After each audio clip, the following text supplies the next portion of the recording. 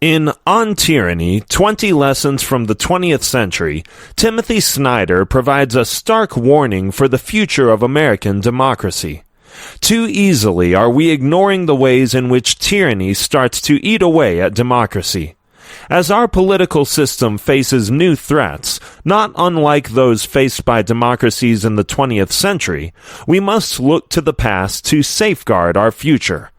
With lessons from the rise of communist and fascist regimes in Europe during the previous century, Snyder provides a blueprint for how we can protect the basic rights promised in our Constitution through the mundane choices we make every day, and the difficult choices we may be forced to make in the near future.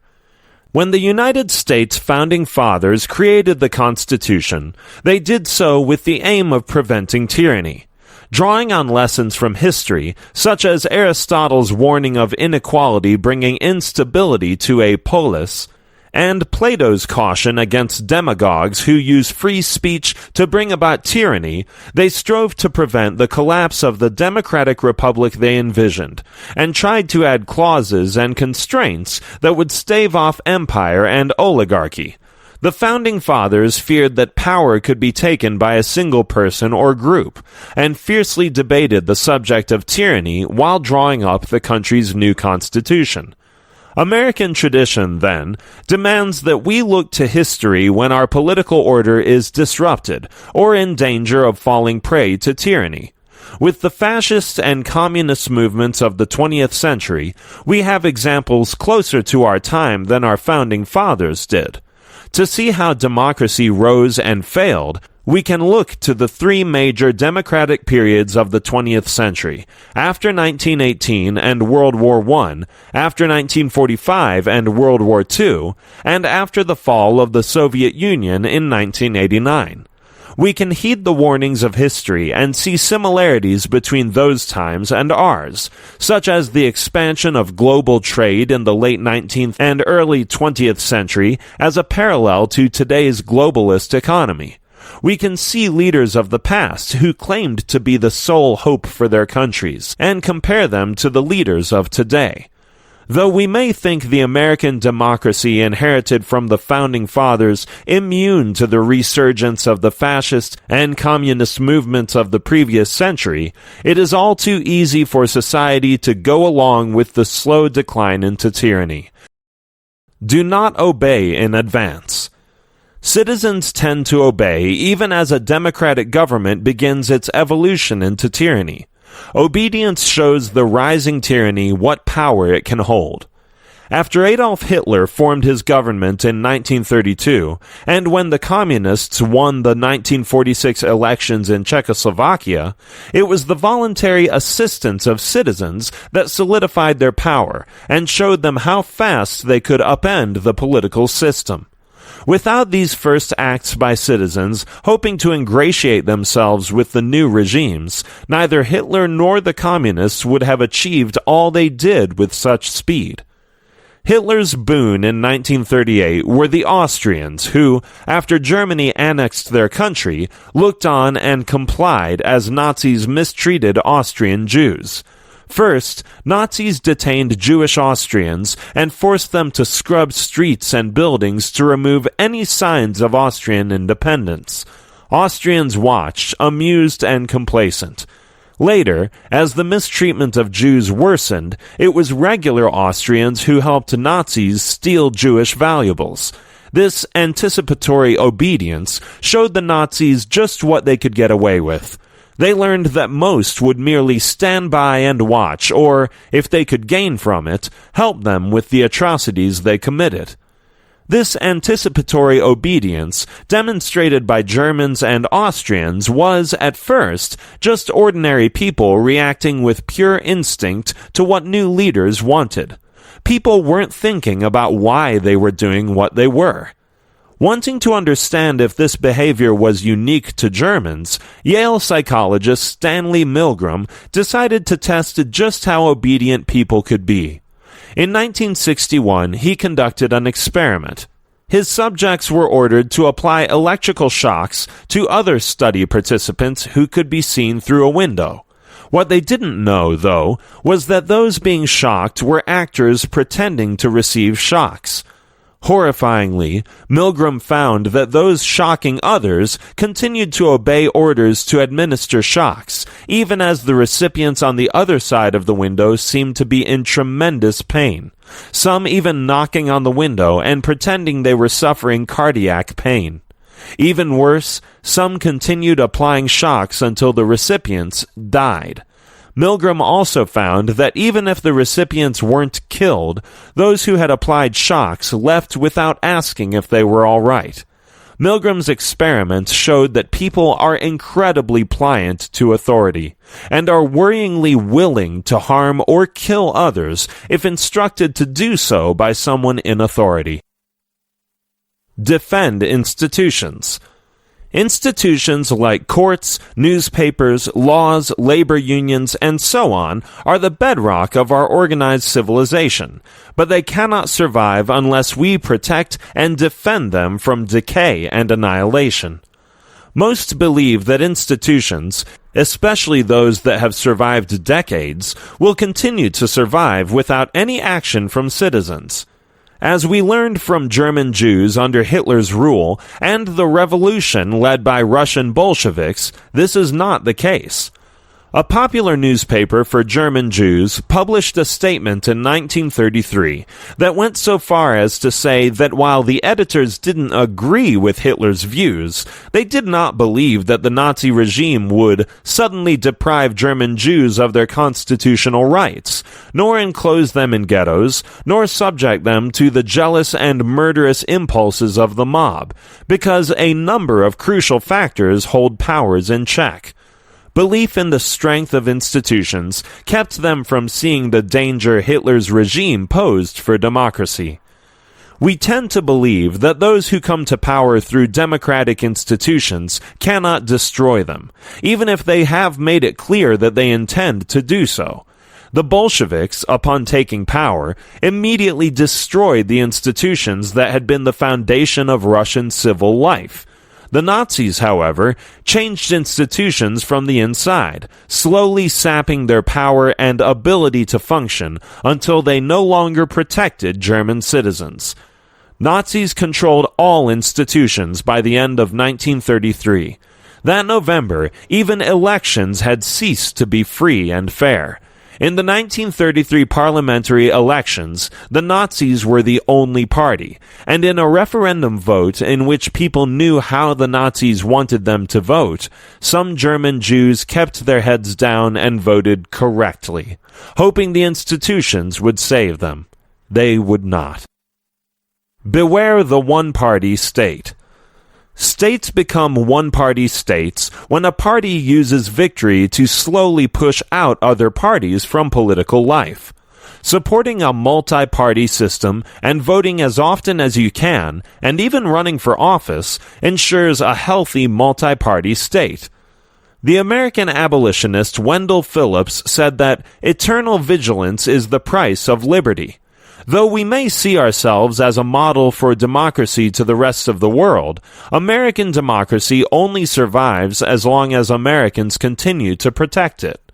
As Phillips writes, the manna of popular liberty must be gathered each day, or it is rotten. The rise of democracies in the 20th century during the interwar years seemed promising. Yet, those democracies that arose after World War I often collapsed as soon as one party took over the political system, either through election or a coup d'etat. A party that gains power in elections can change institutions from within by slowly cutting freedoms here and there, just as the Nazis did in the 1930s and 1940s. Those voting in the German elections in 1932, which brought the Nazis to power, didn't know that the election would be the last free and fair one for a long time. Those who voted for the Czechoslovak Communist Party in 1946, or those who voted in the 1990 Russian elections, which helped establish the Russian oligarchy, didn't know that they would be voting in the last true elections for decades. In Russia, to this day, elections are still not free and fair. The American political system is not free from the same danger of oligarchy that the Russians are facing. In America, we consider donating money to political campaigns to be free speech. With that, we give immense power to the rich and powerful to sway elections. We believe in checks and balances, but currently, the less popular of our two major parties controls all three branches of government and works against the interests of the majority. The coming elections in the United States will be a test of the American people. We must, while we can, fix the system, reform gerrymandered voting districts to ensure all citizens' votes count equally, and return to using paper ballots to prevent vote tampering by remote parties. If we do not take action now, we may regret it in the future. Will we see the 2016 elections as a catalyst that brought down American democracy? Will we look back on them as the beginning of the end, as the Russians did in 1990, the Czechs in 1946, and the Germans in 1932? Or will we make the changes necessary to protect our political system from tyranny? Take responsibility for the face of the world. Don't be ambivalent toward symbols of hate that you see. Call them out, remove them, and inspire others to do so as well. The everyday words, phrases, and gestures we use are political and can sway elections. Take a lesson from the Soviet Union, for example. During Stalin's reign, the Soviet government wanted to take control of the countryside, and to do so, Stalin turned poorer peasants against the richer ones. The government issued propaganda portraying the rich peasants as pigs, thus dehumanizing them. Once the poorer peasants helped to steal the richer peasants' land and resources, the Soviet state confiscated and collectivized everyone's land, leading to mass starvation. On the other side of the political spectrum, the Nazis organized a boycott of Jewish shops not long after coming into power. At first, the boycott was a flop. But once the Nazis marked shops Jewish and Aryan to distinguish the ethnicity of the shop's owners, the way Germans thought about their economy changed. Suddenly, businesses and corporations could have ethnicities, Jewish or Aryan. Greed took over, and as regular German citizens aided in marking shops, more and more citizens became involved in helping the Nazis with their campaign against and extermination of Jewish Germans. Even when symbols are used in a passive way, that is, as a way to fly under the radar of a tyrannical regime, they still hold power. The Czech dissident Václav Havel, writer of The Power of the Powerless, offered an example of a grocer with a sign reading, "Workers of the World Unite," in the window of his shop. Though the grocer was disillusioned with communism, he used the sign to stave off confrontations with authorities. The grocer may be one man, but when everyone feels compelled to use signs and symbols of loyalty, it seeps into public consciousness, quelling any thought of rebellion. Havel writes, "The greengrocer declares his loyalty in the only way the regime is capable of hearing, that is, by accepting the prescribed ritual, by accepting the given rules of the game, thus making it possible for the game to go on, for it to exist in the first place. By accepting dehumanizing propaganda as a new normal, Soviet and German citizens helped their regimes commit unspeakable acts against their fellow citizens. So, pay attention to the symbols you see in your community, and be choosy about those you use.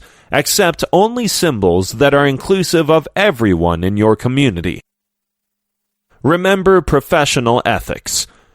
The obedience of civil servants and businessmen determines the power authoritarians hold. By refusing to bend to the warped ethics of tyrants, professionals can stave off tyranny.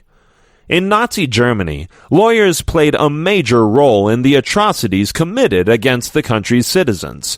Hans Frank, Hitler's personal lawyer, became the Governor-General of Poland after the Nazi occupation of the country. In that role, he oversaw the murder of millions of Jews and Poles. He justified his actions by claiming that the law served the race, and that the race needed undesirable people to be exterminated. It was the so-called Einsatzgruppen in Nazi Germany that were tasked with murdering Jews, gypsies, communists, and elites, among others. These forces were overwhelmingly staffed with lawyers. Likewise, physicians in Nazi Germany and Poland carried out horrifying medical experiments in concentration camps. German businessmen used concentration camp labor to enrich themselves, and civil servants often simply kept their heads down and recorded these actions without protest. If these people had maintained their professional ethics, the Nazi regime could not have committed the evils it had. If members of various professions had banded together and refused to go along with the Nazis, they could have had the power to stop the regime from carrying out its brutal acts. To defeat tyranny, there must be those who refuse to bend when ethics are challenged. Be wary of paramilitaries. Uniformed men with guns marching in support of a leader are heralds of the end of democracy. The politics and institutions that so many take for granted, like fair trials, free and fair elections, and laws that apply to everyone, are only possible when a government is the only legitimate wielder of force. When non-government groups have the option of using force, our institutions are in trouble. Violent organizations and paramilitaries are formed by those who wish to undermine democracy and law. These violent organizations can be paramilitaries affiliated with a political party, citizens who seem to spontaneously form a group, though they are really under the control of a political party or politician, or the personal bodyguards of politicians. The existence of these groups damages democracy, as we have seen with the Iron Guard in Romania, the Arrow Cross in Hungary, and Nazi stormtroopers in Germany, who began as members of Hitler's security detail, keeping order during rallies. It was German stormtroopers who would become the SS and the SA, who ran the concentration camps that operated outside of the law, and in which millions of people died. These paramilitaries operated outside of the law before the Nazis came to power, and they were above the law during Hitler's regime. The U.S. government already utilizes mercenaries in war and corporations to run prisons, thus privatizing violence. The situation grew more worrying, however, during the 2016 election, when the now president proposed to keep his personal security detail, once elected, into office. It was the same security detail he used to control crowds and remove opposition during rallies. This president also used the crowd to remove those who protested during rallies, whipping the crowd up into a frenzy of USA, USA chants as he egged on their pushing and shoving of those who opposed him. Such emotional moments are used in training paramilitaries, getting them comfortable with challenging all those who the leader labels as the opposition, including the police and the military. Be reflective if you must be armed. In the past, atrocities involved police and soldiers who followed questionable orders. If you are armed, stand up and say no to such orders. Authoritarian regimes use riot police to quell dissent, and secret police to sniff out and get rid of dissenters and those they label enemies of the regime. In the Soviet Union, the Great Terror of 1937 to 1938, and in Germany, the Holocaust in 1941 to 1945, involved such police. However, without the help of regular police forces, these special forces couldn't have rounded up dissenters, made undesirables disappear, or commit mass murder without the help of regular police forces. In the Soviet Union, NKVD officers executed hundreds of thousands of enemies of the state with the help of local police forces, lawyers, and civil servants who provided the means and manpower that made such mass killing possible. During this time, police were required to follow orders from NKVD officials, and, scared to make waves, they did not object. In Eastern Europe, during the beginning stages of the Holocaust, there were mass shootings instead of concentration camps. Every single one of these mass shootings, in which tens of thousands of Jews died, involved thousands of regular German police officers. Altogether, they murdered more Jews than the Einsatzgruppen, Nazi Germany's paramilitary death squads. These regular police forces had no special training. They merely followed orders, most too scared to say no and stand out. If more had been willing to reject the orders they knew to be morally wrong, the evils committed under Hitler would never have happened. Stand out. Conformity is easy but dangerous. Without those who are willing to stand out and stand up, freedom disappears. Though today we herald American bravery in standing up to Hitler's regime, in the 1930s and 1940s, most either admired or believed in accommodating Hitler. Many in America opposed war with Germany, using the slogan "America First" to urge politicians to keep out of war.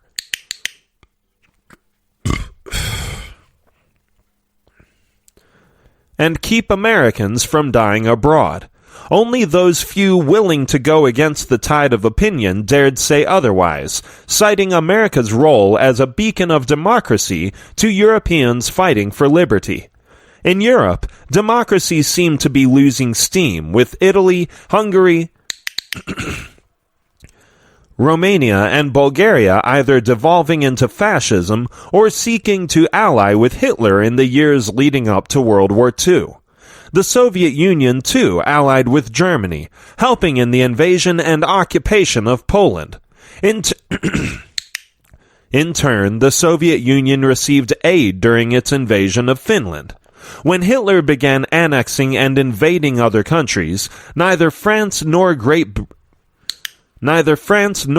Britain resisted, choosing instead to work with Hitler in partitioning Czechoslovakia.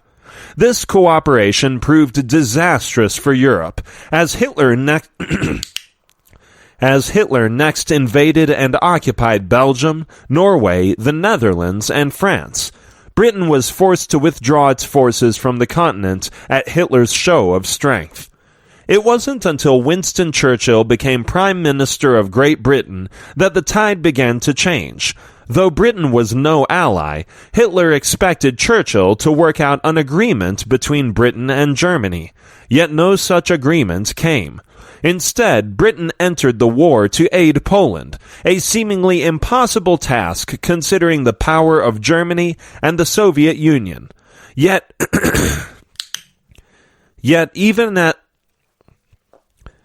even as allies fell around him, Churchill rose to resist and fight, an action that other politicians at the time considered madness. But Churchill inspired Britain by standing up to Germany, and, encouraged by the actions of the Prime Minister, the Royal Air Force would go on to win the air battle for Britain against the German Luftwaffe. Then in 1941, Germany invaded its ally, the Soviet Union. With Britain leading a resistance in the West, the Germans were forced to fight a war on two fronts. This weakened its defenses and depleted supplies. Once the United States joined the war after Japan's bombing of Pearl Harbor and allied with Britain and the Soviet Union against Germany, the tide began to turn. But if not for Churchill to stand out and stand up, it is likely that Germany would have won the war. In his memoirs, Churchill wrote that his actions at the time seemed obvious, considering what was at stake. Yet to those around him, his choices in confronting Germany made him stand out. We may look back on his actions favorably, but at the time, Churchill was an outlier. But we don't all need to commit to grand actions like Churchill to stand up to tyranny. In 1940, as the German occupation of Poland was underway, teenager Teenager Teresa Prekarawa and her family had their property taken by the Germans. Forced to move to Warsaw, Teresa saw her family become targets. Her father was arrested by the occupying Nazis and her brothers taken as prisoners of war. When the Nazis forced Warsaw Jews to move to a ghetto, she refused to put her head down to protect herself. Instead, she visited her brother's friends in the Warsaw ghetto, bringing medicine, food, and other supplies. Unlike others, who chose to ignore the situation, Teresa would continue visiting the ghetto and help her friends escape, saving them from certain death in the concentration camp Treblinka at the hands of the Nazis. Be kind to our language. Be wary of phrases everyone else is using, and avoid speaking how everyone else speaks. Try to get off the internet and read books. Victor Klemperer, a Jewish literary scholar, saw through the language of Nazi propaganda. The people was used as an exclusionary phrase, pitting true Germans against others within Germany whom Hitler named as enemies. Struggles often meant regular encounters, and those who saw the world differently than the Führer or the party were guilty of defamation, or as our president tweets, lies. Today, politicians use television to spread their phrases, a medium that distorts our understanding of news and events. Stories flip by so quickly with little resolution or depth that most don't understand the reason why events are occurring or the background and history of important issues. We no longer have a deeper understanding of important events and issues in our communities, country, and world. When talking about the news, we struggle to find the words to describe what is happening in the world and why, mesmerized instead by the visuals and drama that count as news today. This type of shallow discourse was predicted by novelists of the 20th century. George Orwell's 1984, published in 1949, features a country in which books are banned, and citizens get their news and information through watching flat-screen telescreens, which the government in turn uses to watch its citizens. The government in 1984 also controls language, deleting words, phrases, and concepts that might give citizens wrong ideas about freedom and rights. Ray Bradbury's Fahrenheit 451 features citizens who no longer care about reading, content with watching interactive television while firefighters burn books containing dangerous information. Many of us, too, stare at screens and bite-sized bits of information instead of reading to expand our worldview. We use the same words and phrases as everyone else, lifted from social media and television to keep our frame of mind narrow and constricted. We accept major events and issues as they come at us in a fragmented way, without understanding them or remembering them after the next wave of news washes over us through our screens. We lack an overarching framework that helps us to understand how the world works, a framework we can only get through reading books and essays. We aren't forced to get our information from screens like characters in 1984 or Fahrenheit 451, and we should take advantage of books and print journalism while we still can. But what should we read? The answer is anything that pushes us to think about difficult social concepts, why those in power do what they do, and the desires and intent of those around us. Here are some suggestions. The Brothers Karamazov by Fyodor Dostoevsky. The Unbearable Lightness of Being by Milan Kundera. It Can't Happen Here by Sinclair Lewis. The Plot Against America by Philip Roth. Harry Potter and the Deathly Hallows by J.K. Rowling, for an example of tyranny and resistance. Politics and the English Language by George Orwell. The Language of the Third Reich by Victor Klemperer. The Origins of Totalitarianism by Hannah Arendt. The Rebel by Albert Camus. The Captive Mind by Czesław Miłosz.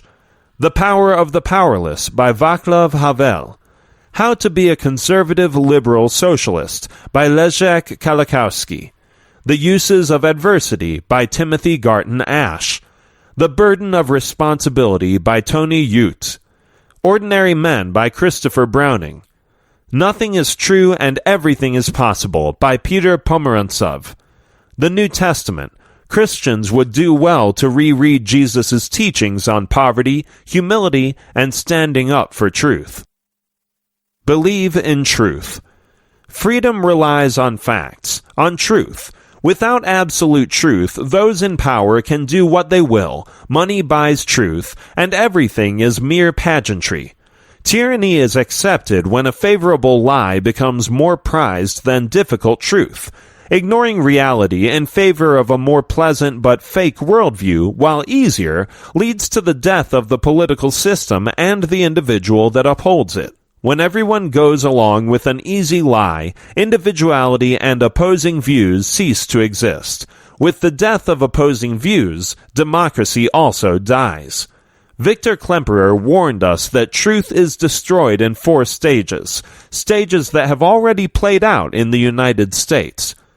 Stage 1. Opposition to verifiable truth. The current president, during his campaign and now, tells lies on a daily basis. During his campaign, one source found that 78% of the statements he uttered were indeed false. Those who support him believe him, even when he has been proven wrong. They believe in a fictional world created by their leader, which sets a dangerous precedent. Stage 2. Shamanistic incantation. Klemperer wrote that fascists use repetition of phrases to make the unreal seem real and evil acts appealing to the general public. The current president uses nicknames, Crooked Hillary or Lion Ted, for example, to project negative traits that he himself possesses onto others. Through Twitter and speaking engagements, he hammers these phrases into our minds, turning those who have been given nicknames into stereotypes and caricatures in the public consciousness. This tactic is also used for ideas. Build the wall and lock her up, chanted at rallies and spread throughout social media, inflamed and united his political base around unreachable goals. Stage 3. Welcoming contradiction. The president, in his campaign, promised to cut taxes for all, get rid of the national debt, and increase spending on national defense and social programs.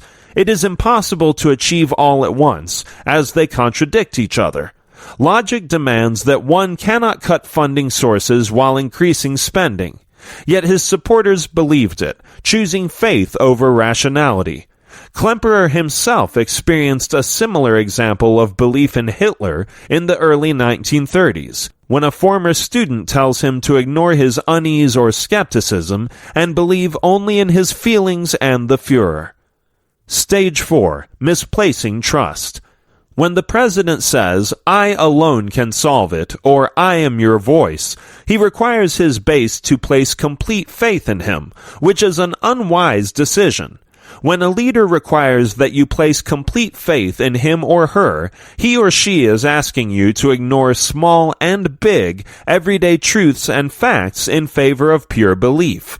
Klemperer saw firsthand that once these truths were made irrelevant by such belief, any evidence against what the Führer did no longer mattered. Bit by bit, propaganda chips away at reason until only faith in the leader is left. We now live in what is being referred to as a post-truth world that disdains facts and builds alternative realities for those with various ideologies. Fascists, as Klemperer has shown, hate the small facts that disprove what they believe in, and use media to spread myths that support their cause. We must be wary of doing, and of those who are doing, the same. Post-truth is pre-fascism. Investigate. Take time to read print media, support investigative journalism, learn about propaganda, and be inquisitive. It's cool and popular to be cynical and indifferent, but a citizen who goes with the crowd and ignores what is happening in politics is a complacent citizen. Caring about and investigating corruption safeguards democracy. Moreover, it tells us what kind of a leader we have. A leader who dislikes investigation is a would-be tyrant.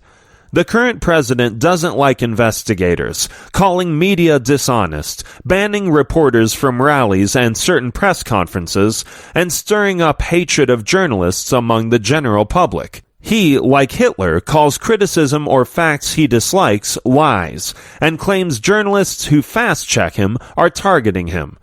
During the Vietnam War, political theorist Hannah Arendt stated that, under normal circumstances, the liar is defeated by reality, for which there is no substitute.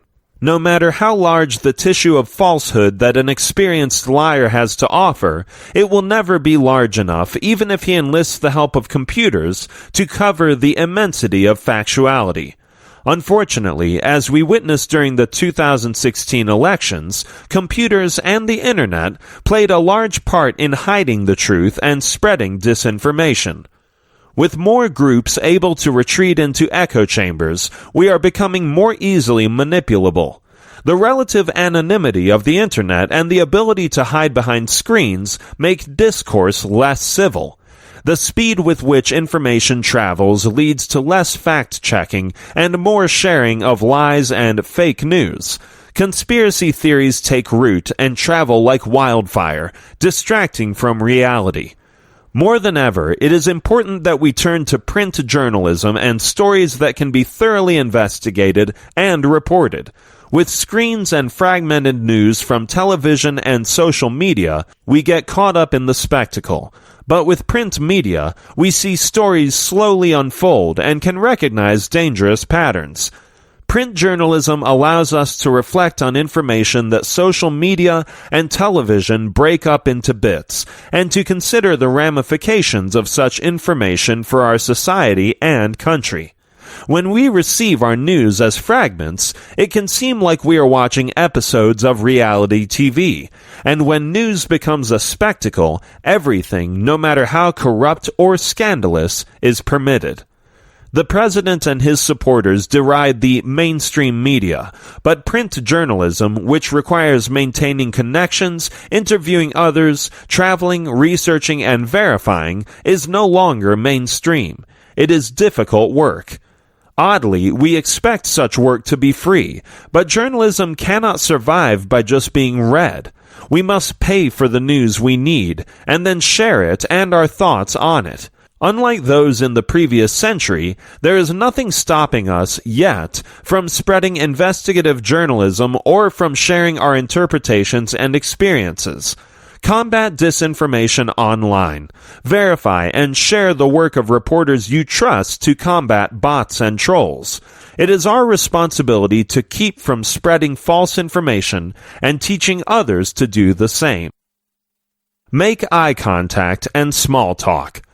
Small gestures break down social barriers. Being a good citizen means being polite and friendly to those around you, and learning who can and can't be trusted should a culture of denunciation come about. During the Great Terror of the Soviet Union, the purges in the Eastern European Communist bloc, and the terrors of the fascist regimes in Italy and Germany, it was the small gestures of everyday people, smiles, greetings, handshakes, small talk, that were significant. Memoirs of those who lived through these regimes attest to this. Those who felt threatened by the authoritarian regimes of the 20th century were heartened by those who refused to ignore them and their suffering. Should danger come and escape be necessary, it is good to have old friends who can help you, but making new friends now can change your community for the better.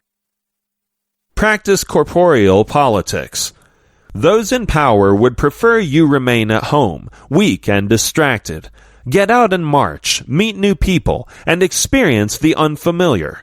Resistance against tyranny requires two walls to be torn down. 1. Those of differing backgrounds who don't necessarily share the same views on everything must be engaged by philosophies on change. 2. People must be willing to be in strange places among people they don't know. While demonstrations can be organized using social media, no pressure is put on those in power unless it spills out into the streets. In Poland in 1980 to 1981, workers, members of the Catholic Church, secular groups, and professionals united against communism in the Solidarity labor movement. In the 1970s, the communist regime had pitted different groups against each other. Workers against students, left against right, and religious against atheists. But then these groups began to unite. In 1976, professionals, intellectuals, and workers united. Professionals and scholars helped workers to stand up to government abuse. This coalition was made up of people from both the right and the left, and helped foment trust among workers that otherwise would not have existed. When workers began to strike in 1980, they were aided by lawyers, scholars, and others in order to make their demonstrations more effective. This led to the creation of a free labor union. The government, in turn, promised to protect human rights. Over 10 million people were involved in these demonstrations. During strikes and marches, many new friendships were formed, and the bonds between people were strengthened. Without these demonstrations, this would have been impossible. Though the movement was quelled by martial law in 1981, when the communists needed negotiating partners in 1989, they were forced to turn to the same labor union and professionals who had demonstrated against them. Upon the labor union's insistence, elections were held, which ultimately led to the end of communism in Poland, Eastern Europe, and the former Soviet Union. Establish a private life. In the past, tyrants have used all they could to quell those who spoke out against them. Take care of what you do online. Clean your computer and check for malware. Remember that emails can be used against you. Try to speak to friends in person and settle any legal problems. Totalitarianism, as defined by Hannah Arendt, means not an omnipotent or omniscient state, but the destruction of any barrier between public and private life. Freedom is determined by how much control we have over what others know about us and how they know it. When our personal communication is stolen and broadcasted for all to see, our basic rights come under threat. Without the right to private communication, our present and future actions are controlled. In the 2016 election, we moved toward totalitarianism in a way most did not notice. We accepted that electronic privacy is no longer a right to be expected. During the campaigns, private email correspondence taken out of context was used as ammo against certain candidates.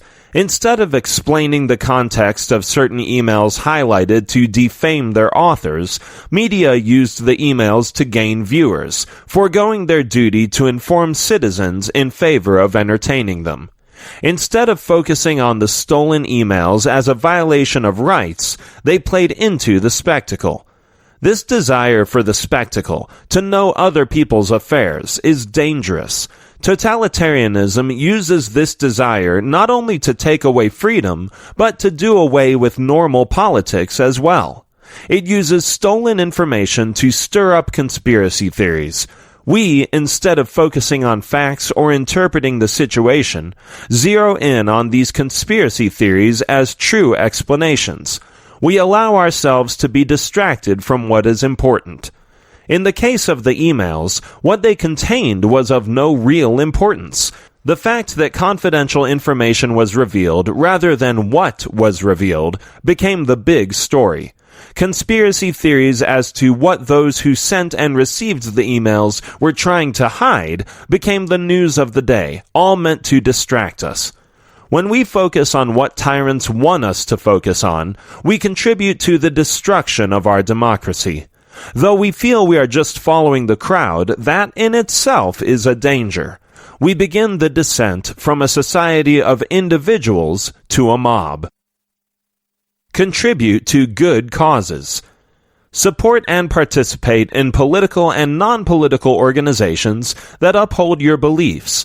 Supporting an active civil society supports freedom. Those of us who can afford to, and many of us can, must support charities that work in our communities and society. Tyranny is kept at bay through freedom of association. Thus, we must work to sustain associations by engaging in both political and non-political activities. In doing so, we protect our interests and connect with others who share those same interests. We learn to trust others beyond our normal everyday sphere of family and close friends. It further teaches us to cooperate with others and provides us with authority figures we can turn to in times of need. Belonging to such associations makes the world a less chaotic place and supports a positive view of democracy. Oppressive regimes of the 20th century did all they could to suppress non-governmental organizations, including charities. Communists required these groups to register with the government and used them to control citizens. Fascists placed all activities under the party state to create a corporatist system. Even today, totalitarians in places such as Turkey and Russia prohibit free association and maintain tight control over or outlaw non-governmental organizations. Learn from peers in other countries. Maintain relationships with friends living abroad or form new relationships with those living in other countries. The current political situation in the United States is part of a larger global trend and will need help from those abroad to solve it. While progression and the outcome of the 2016 election caught many American journalists by surprise, those in Eastern Europe saw history repeating itself. As media predicted with each round of campaigning and debates that the current president would be defeated by more conventional candidates, those in former Soviet states were shocked at American short-sightedness. Ukrainian and Russian journalists analyzing the campaigns and elections had experience with Russian propaganda in their own countries, and were quicker than their American counterparts to call out fake news when they saw it. When, during their invasion of the Ukraine in 2013, Russians used propaganda, Ukrainian journalists reacted promptly. Russian media reported falsely that Ukrainian troops had tortured and killed a young boy, and Ukrainian journalists were quick to reveal the truth. When Russian media used similar tactics in 2016 and claimed that Hillary Clinton was ill after uncovering an email citing decision fatigue, not an illness, Americans shared the story like wildfire. Ukraine won the fight against Russia, while Russia was able to have its preferred candidate as President of the United States, teaching the world that Americans, who once were the model of democracy for Eastern Europeans, have something to learn from the East. Another worrying trend in the United States is that most citizens don't have passports. Many claim that, come a crisis, they would rather die defending America on their home soil than flee. But having a passport isn't a sign that one would surrender. Should an oppressive regime rise on American soil, the fight for freedom will be long. We will need the help and knowledge of those in other countries who have experienced similar oppression. A passport frees you to search out new experiences and learn about how others with similar problems solve them. Many of the events of the 2016 election cycle were familiar to those in other countries who experienced similar events in recent history. We could use their knowledge in preventing and, should the need arise, opposing tyranny. Listen for dangerous words. Be wary of the words extremism and terrorism, as well as emergency and exception, all of which have been used to limit freedoms. Legal theorist Carl Schmitt explains how fascists topple political systems like this, manufacturing a general conviction that the present moment is exceptional, and then transforming that state of exception into a permanent emergency. In this way, they persuade citizens to trade rights for security. Politicians today use terrorism to do the same, spouting the need to trade freedom for safety, a trade-off that doesn't exist. Those who tell you security can only be gained by giving up liberties want to oppress you. While giving up some freedoms to an authority can give some comfort, this feeling of safety is false. In the same vein, gaining some liberties can be uncomfortable, but the discomfort is temporary. Extremism is another word that governments use to scare citizens into giving up freedom. However, it is a word that can describe almost any movement, not only terrorists. Under tyranny, extremists are merely those outside of the mainstream, those who are against tyranny. In the 20th century, those who opposed tyranny in the form of fascist and communist regimes were designated extremists. It is a catchword that can be thrown at any group, the exception being those in power. Be calm when the unthinkable arrives. Tyranny in our times used terrorism and terror attacks to end democracy. If an attack comes and government claims that to fight it needs to do away with the rights to freedom of speech, free and fair trials, and the multi-party system, know that they are lying. On February 20th, 1933, the Reichstag, the German parliament building, went up in flames. Though no one knows who set the fire, Hitler's government used the event as an emergency to stifle democracy. The day following the fire, basic rights were temporarily taken from all German citizens so that police could preventatively detain whoever they saw fit. The fire was used to stoke claims of enemies of the German people working to destroy society from within. And once the Nazis won the parliamentary elections on March 5th, they used the police to detain members of the opposition. Later that month, the new parliament passed an act that permitted Hitler to rule by decree. Today, authoritarians use acts of terror to suspend rights and create permanent states of emergency in which they have total power. In Russia, Vladimir Putin used a series of bombings in Russian cities, which, in actuality, were committed by Russian secret police, to wage a war against Russian Muslims, labeling the population a terror threat. When Putin became prime minister in 1999, Putin was an unknown. By using extenuating circumstances to limit freedoms, he made Russians feel safer. This increased his popularity and propelled him to the presidency.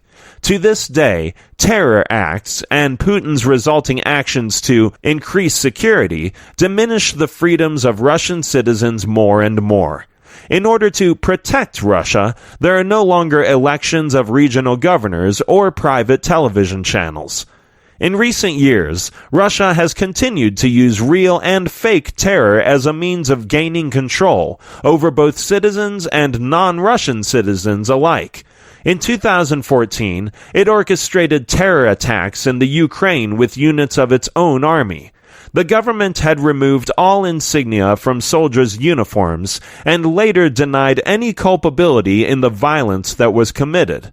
In 2015 and 2016, Russia faked a cyber caliphate broadcast in France and a terror attack in Germany, sowing fear, distrust, and panic in both countries in an effort to destabilize democracy.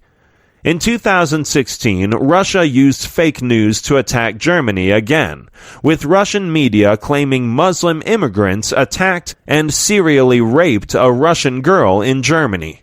Right-wing organizations jumped on the news without verifying its origin, spreading the story and organizing protests against the German government.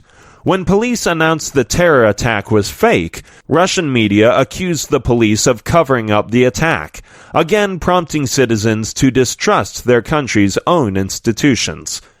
James Madison wrote that tyranny arises on some favorable emergency, so when the current U.S. president states that he and Putin share the goal of eradicating extremism and terrorism across the globe, we should be worried.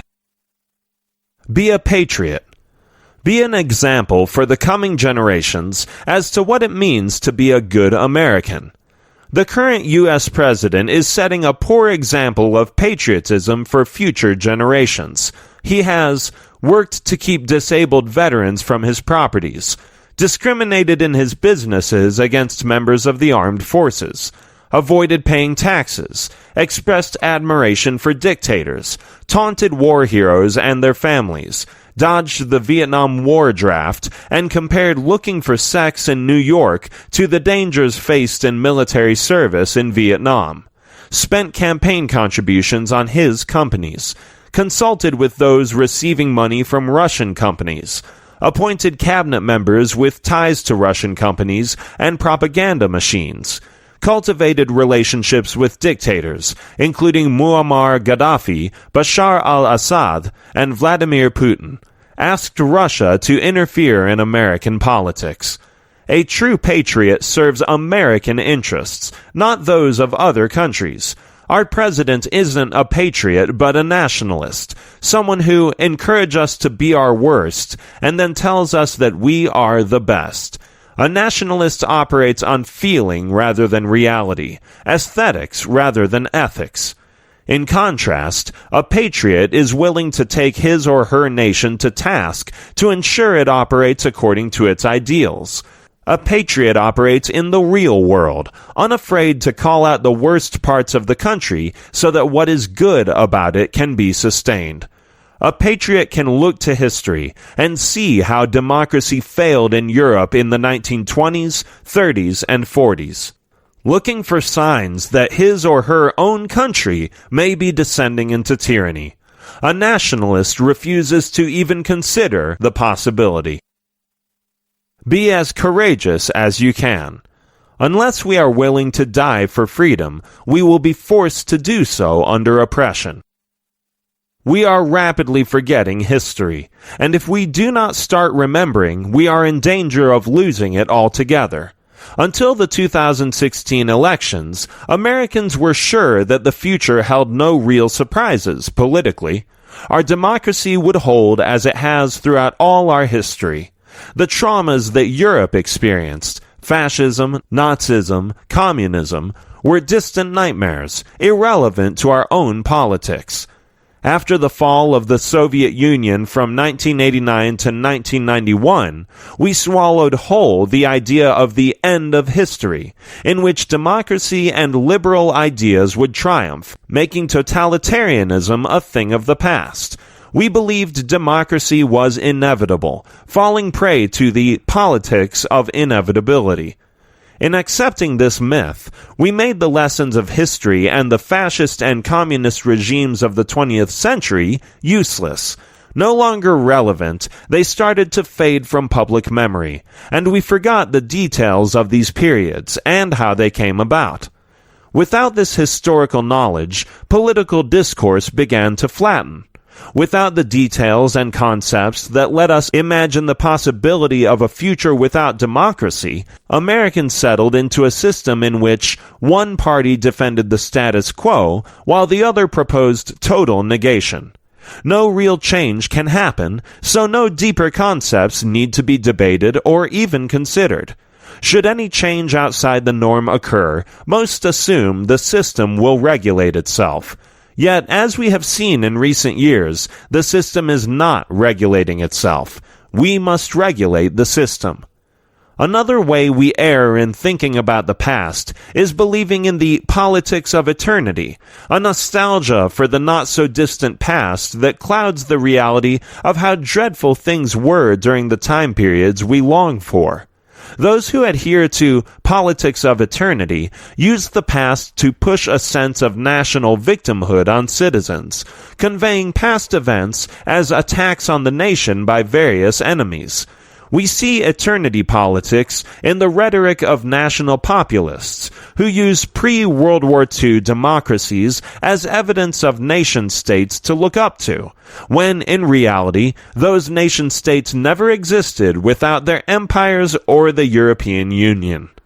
We see the same politics of eternity in the rhetoric used by the current president in his 2016 campaign. His campaign slogan, "Make America Great Again," hails back to a past that never existed. When was America great in the sense the president means? Never. With the results of the 2016 election, we are in danger of moving from the politics of inevitability to the politics of eternity, from assuming democracy is safe to wishing for a past America that never existed. We are in danger of moving from an imperfect democracy to a fascist oligarchy. But history teaches us that we don't need to take this path. We can look to the past for mechanisms through which we can find liberty. We can become a generation that brings back history and teaches new generations that the future is not inevitable. We should not think of the dangers our democracy faces as an end, but the beginning of a new phase of thinking.